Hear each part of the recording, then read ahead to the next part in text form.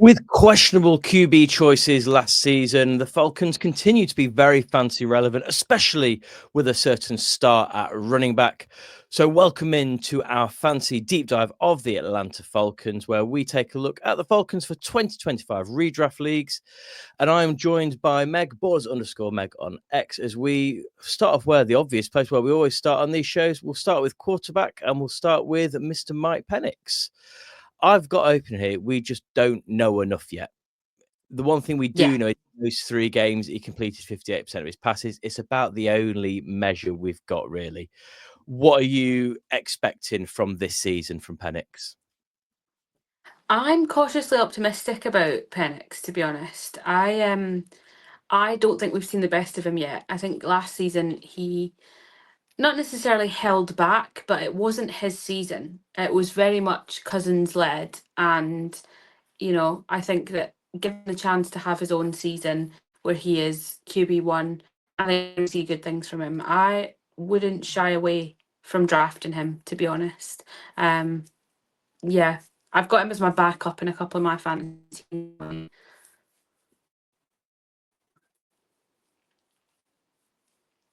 I think that when we look at the numbers, so week 16, 7.38, week 17, 12.22, week 18, 25.98. We could say he was warming into it, but you're exactly right. Everything was geared around Cousins starting all last season. He wasn't taking starting reps in training camp, all of those other things that feed into it.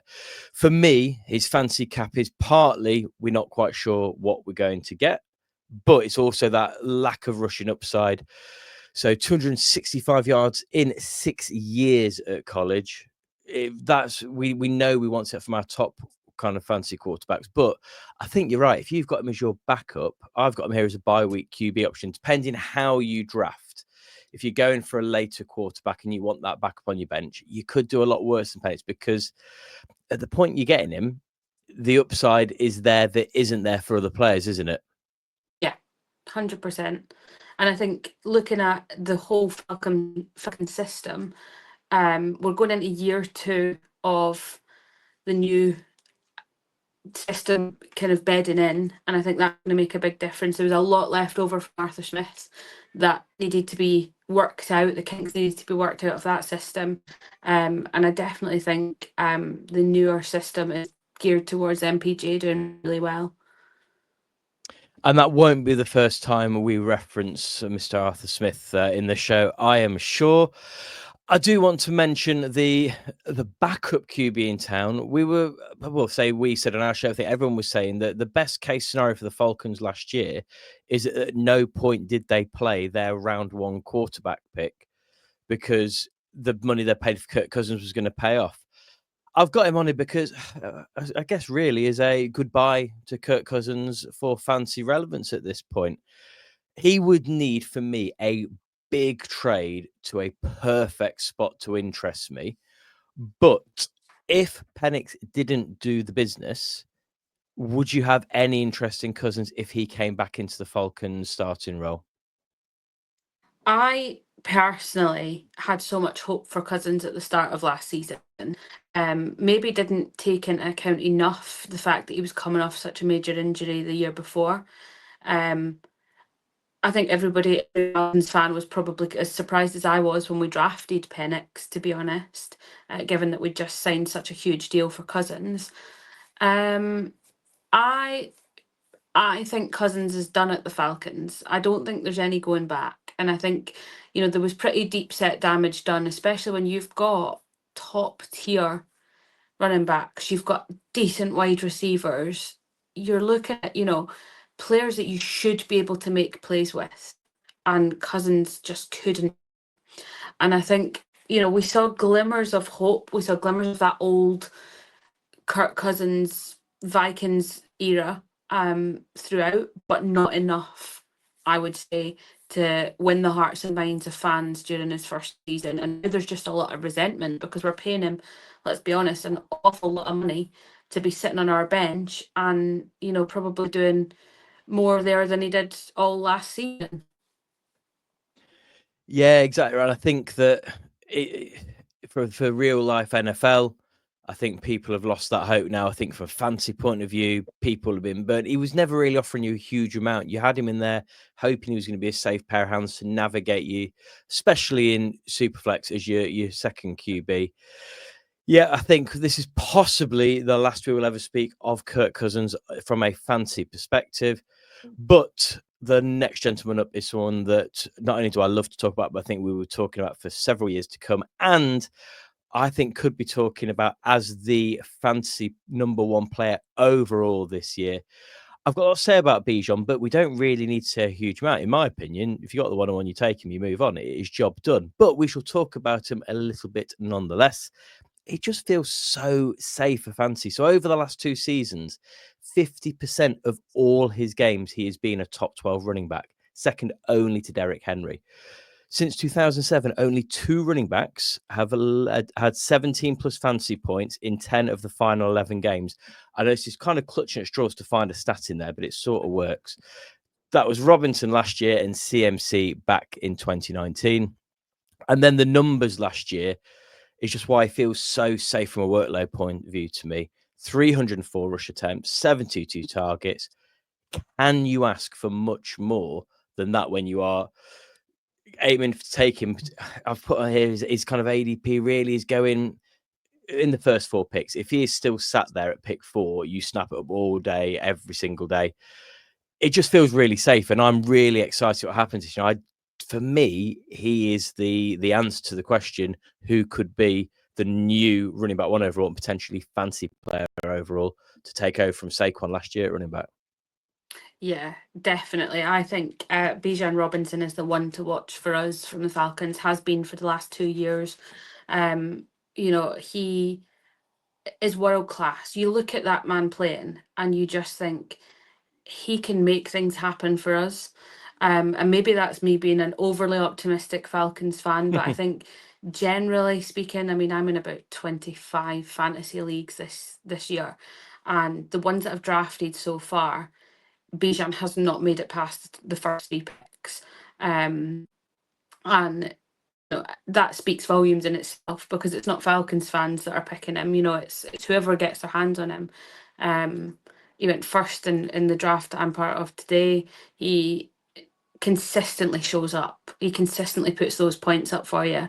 And I think with someone like Bijan, his mindset, and I don't know if you follow him across social media or anything, but the way that he looks at life in general, his mindset is so positive and so inspirational. And I think he does that for people around him as well. You look at some of the younger players and you see Bijan really taking them under his wing and being that kind of role model for them as well, which, alongside obviously putting the points up and everything else like that, a true fan wants to see the locker room coherent and cohesive and working together. And I think he is a big, big part of that. It's the intangibles like that that make him such a nailed-on pick for Dynasty as well. I think that you look at it reminds me of Derrick Henry in the fact that when you see that outlook, that attitude, that ethos, all of those things, that is why, yes, Derrick Henry is also an absolute genetic monster, but the way he approached everything is why he's still going the way he is now. And we could well be talking about Bijan from that point of view in 6 other years as well. So yeah, I completely agree with that. And for me, if I got the opportunity to get him anywhere, if I'm drafting pick 1, I'm taking him. If I'm pick 2 or 3 and I get him, I'm over the moon that I've got a value pick already to start the draft. Looking behind him is what gives a bit of confidence in just how secure as well. Now, Tyler Allgeier is not a shoddy backup running back by any stretch of the imagination. He's going to be good for maybe 2, 3 properly fancy relevant games this year. I think you just can never be quite confident when to start him. We had that year a couple of years ago where he seemed to get the goal line work that was obviously Bijan's, as Arthur Smith was just trying to annoy fantasy players, I am sure. But if Bijan misses time, he is a straight plug and play, and that's what makes him a bench stash option for me. I don't usually advocate for keeping players on the bench in case there's an injury, but we see it with running backs time in, time out, and the value of Allgeier could be fantastic there.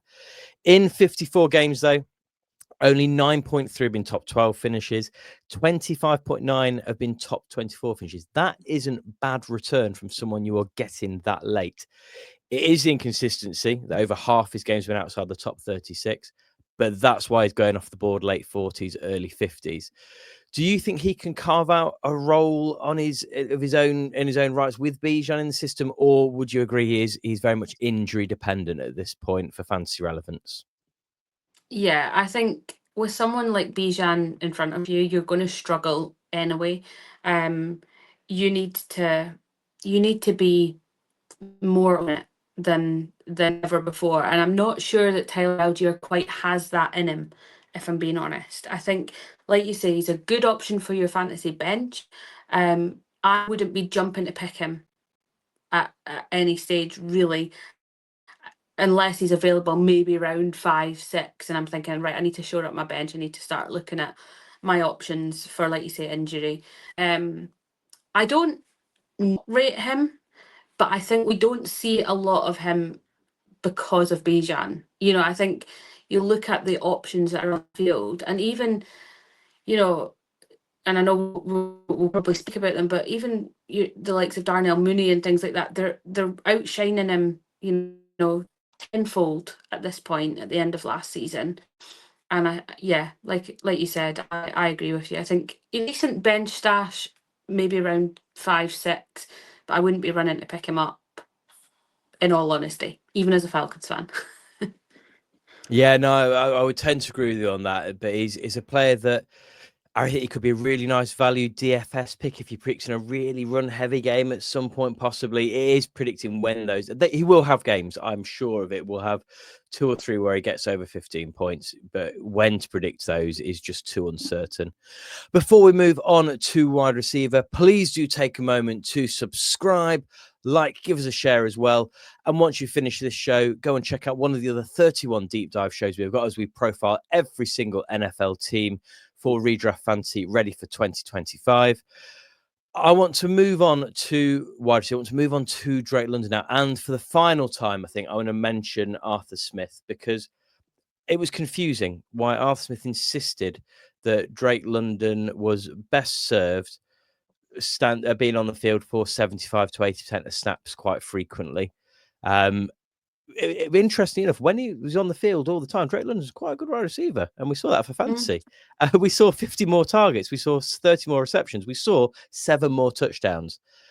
He really came into where I want him. Wide receiver 5, finish on the season. Now, we've spoken on a few of the other deep dive shows. The number of injuries at wide receiver last year do mean that average points per game is a bit lower than we've seen previous years, but he was on the field. He still scored the 5th most points for wide receivers. The last 3 games with Penix are the ones that kind of interest me the most. Now, it's a very, very small sample, so I've said this already, but it was targeted 39 times. Even that, the only question mark I have over Drake London and whether I'm prepared to draft him at cost is Mike Penix. And I heard on another show I was listening to earlier on today, they summed it up perfectly. The fact that if Penix is Kirk Cousins or a little bit better, we are completely safe and confident with Drake London. And I think he will be. There is that world, though, where Penix isn't what we're hoping for and Drake London suffers. I feel fairly confident. It's that only 4 top 12 finishes is what worries me at cost. And we need to see a bit more of that. But I like Drake London to carry on this season. And I think, actually, if you can get him around that wide receiver 9 value, he should return on that. Yeah, I would agree with you. I think that last season, the way that Kirk Cousins played did Drake London a bit dirty, to be honest. I think that he's better than what we saw last season. Again, might be an optimistic Falcons fan here, but I do think there is real class in the way that London plays. Do I think he's wide receiver 1? Possibly not after this year. I'll be honest. I think we need to be looking at that in a serious way, that, yes, your quarterback obviously is your main guy, but you need your offense to be as good better than if your quarterback's, not quite up to that standard. And I think Drake London kind of fell short of that for us last season. We all had high hopes, and actually, my outstanding player, now, I know I've already mentioned him, but my outstanding player was Darnell Mooney. Because nobody expected that from Darnell Mooney. Nobody thought, he came from the Bears to us. Was it last season? And you look at what he came on and did, despite the fact that he wasn't used to, and maybe it's because he wasn't used to the Arthur Smith system that was kind of bedded in. Maybe it's because of that. I'm not bitter towards Arthur Smith at all, but I thought Darnell Mooney outshone last season in a lot of the games, and I do feel like Mike Penix has a better connection with Darnell Mooney than Drake London. And again, maybe that's just those 3 games that we had PA leading, but I definitely think that if given the choice, I think he's one of my steals of the early rounds. Take Darnell Mooney over Drake London, in my opinion. So we're on to Darnell Mooney now, and I was going to open it by asking for your opinion because I'm very biased towards Darnell Mooney. You say that no one predicted that. I took so much heat when we released our Falcons Deep Dive podcast this year because I said I didn't see a way that Darnell Mooney didn't comfortably repay on wide receiver 70 value, because my answer to was Kyle Pitts going to have that leap into get those receptions was no, because I think Darnell Mooney will do that. And a couple of people relayed I said he was going to be a solid flex play. No, not possible. Not going to happen. I think as a flex play goes, the value, I agree with you. I think he was a standout player for fantasy last year, considering where he was drafted. Yes, he had 6 games under 7.5 points, but that's what you get with a flex wide receiver that you're drafting that far down. But he had 8 games over 13 points, including 2 top 12 finishes. If you're getting any top 12 finishes in a season from a player in your flex spot, you're doing really, really well in my books. You say about Penix, he only had 12 targets in Penix's 3 starts, but was productive with them. So I think you're right. Maybe the system favoured funneling it to London, but you say that connection was there. I'm really interested to see Darnell Mooney this year. I think I've got written here that I was perhaps a lower on him than I would have been previously because of what Penix will bring. But I suppose the counterpoint to that is what you're seeing kind of more closely as a Falcons fan, that you feel the connection could well be there and he will repay on that. Yeah, definitely. I think, I've been watching obviously very closely one off season, watching the training camps, watching, the OTAs, and you can see there's just something about connection between the two of them that works. And, hopefully that translates to the field in game time. And, we can hope and pray. But I like him. I like him a lot. I think a lot of last season the offense suffered massively because they were coming on and making the moves, and there was no defense backing them up, no pass rush and things like that. So I think it kind of got overshadowed a little bit by that lack of defense. And I think giving him the chance, looking at our defense going into this season, I think that Darnell Mooney is gonna keep rising, and I think he's going to keep doing really well. Also, we'll mention Ray McLeod. I don't see Ray McLeod having that fancy relevance for our redraft leagues, but as we'll mention, he's there injury dependent. He could be someone we consider on the waiver wire. I just don't see that happening myself. Something I don't see happening myself is, have we ever had a year 5 breakout from a promising player? I'm not sure we have. I don't know the answer to Kyle Pitts. So have you got any answers to help enlighten us on what we can expect from Kyle Pitts this season? Kyle Pitts, the question that we all want to know the answer to. I think Kyle Pitts needs to find a new system. I'll be honest. I don't have anything personally against Kyle Pitts. I think that he could and has been a great player, and we saw in his rookie season in year one, we were looking for that real breakout season from him. And then just nothing. Now, last season, I know he was very frustrated with Kirk Cousins. I know that he just couldn't see how it was going to work moving forward. And I know that he was pressing behind the scenes a lot of frustration at the fact we really should have started MPJ a lot sooner in the season than we did. I think he became very disillusioned by the coaching staff and the system and kind of lost faith in them a little bit. And we saw his play suffer for that. And then you look at the end of the season and you look at the Kyle Pitts that we got with MPJ. And whilst it wasn't a massive improvement, there were some improvements, we could say, in the way that he was playing and putting up points. I personally don't think that Atlanta is the right fit for Kyle Pitts. And I think we've been saying that since the start of last season. His heart just did not seem to be with us. I take copious notes during the Falcons games. I really zone in, I watch it back, and a lot of my notes around Kyle Pitts was, where is he? Where am I looking? Because I'm not seeing that outstanding player that we've been promised, and I'm not seeing that breakthrough being made. And I think there has to come a point where, the management, the coaching staff this season, if he does not have an out of the ordinary good season, he's not going to be with us by the end of the season. No, I think that's fair. And we've got him down as a phrase we coined last year for, I think Gabe Davis provoked it. He's a fantasy gremlin, because you don't know when to play him. When you trust him, nothing gets back. When you bench him, oh, there's the big game. That's what I thought we'd. And you can never quite settle. I think that the things in his favour, he's still only 24. That is mad for a player that we've been speaking about for years now. Year one, 110 targets, and he was productive with them. I think it's the fact that last year, his fourth year, 74 targets. So I've got, has he just lost trust? But actually what you're saying maybe makes more sense. Has he just not got a place in that system where it's not working for him? He's currently injured. So obviously he's back at some point during training camp. Some point is one of those phrases you're never too happy about. I think I'm out. I don't see it changing. And I'll be honest, I'd not thought about the idea of that change of scene, but it's coming to year 4. Maybe that is on the horizon for him. Maybe that is what we need to kickstart him. I really hope we do, because we had so much promise. We could do with some fancy relevant tight ends to cheer on each week.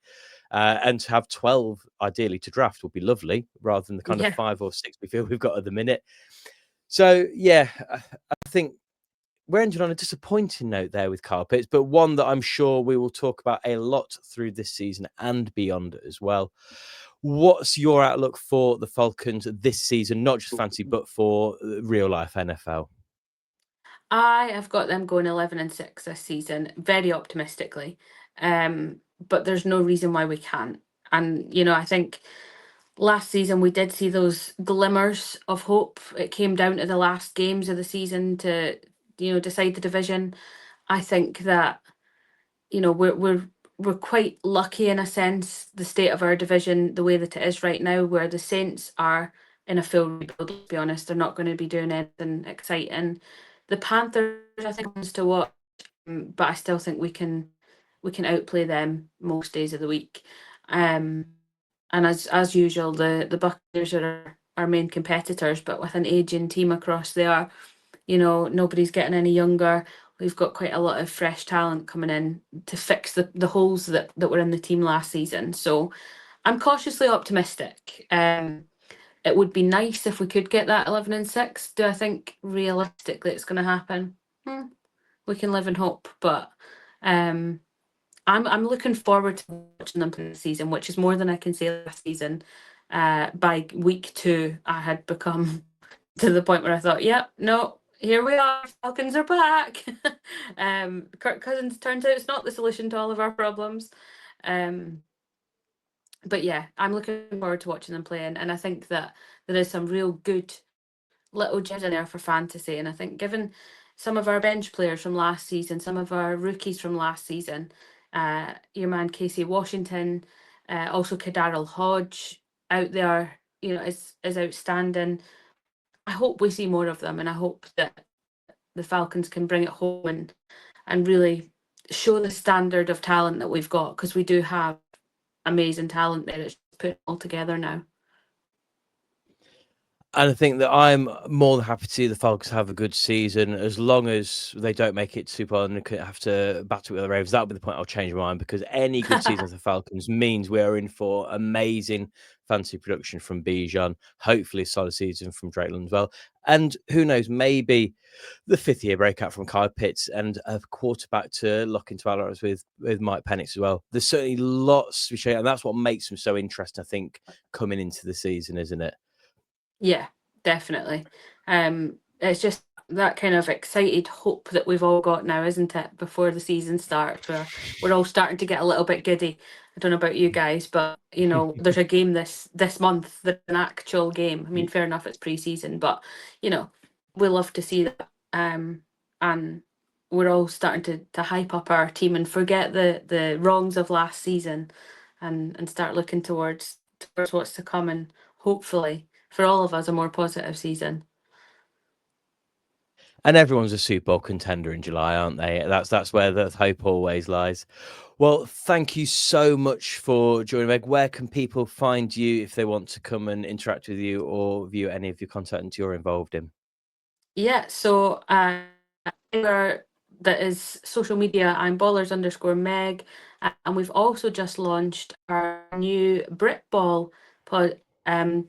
The podcast will be launching our platform covering all things Britball, which is the Britballers on Instagram, Facebook, Twitter, or X rather, I should say, and TikTok as well. So all the good platforms, the Britballers and ballers_Meg. Amazing. So please do make sure you go and check that out. We'll post some of the links in the comments down below as well. So once you finish this, please go and also check out one of the 31 other deep dive shows, and then stay on board for the regular season as well, where we have lots of exciting new content coming your way. But for now, that is all from me. It is all from Meg. So Malcolm, take us home. You have been listening to Pestle and Ed of TH Fantasy Football. For more content, follow TH_fantasy_NFL on Instagram and Twitter.